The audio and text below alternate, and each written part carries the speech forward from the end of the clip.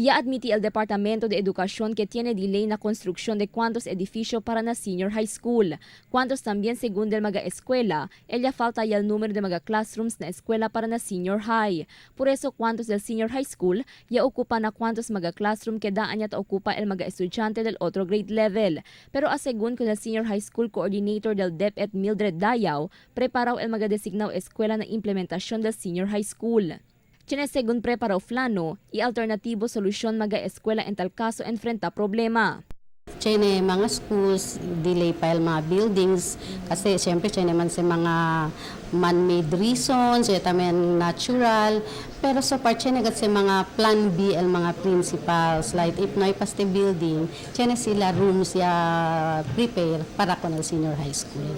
Na sitwasyon del stand-alone senior high school del Zamboanga National High School West, que ocupa con el 16 classrooms del Baliwasan Central School, ya tiene según arreglo entre el dos escuela, aun que afecta el clase de la escuela elementaria y ahora implementa shifting classes.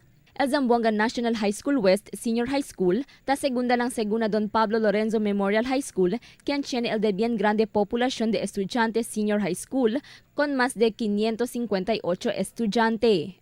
Na Don Pablo Lorenzo, for the public schools, na Don Pablo Lorenzo Memorial High School, mucho enrollment, 558 something, followed by Zamboanga National High School West. Este man también el mga grande schools.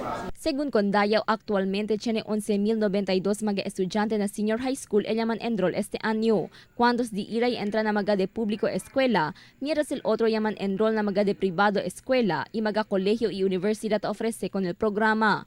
El más de 11,000 senior high school estudyante, amo el mga Kenya completa con el junior high school. Crystal Almonia, Dateline Zamboanga.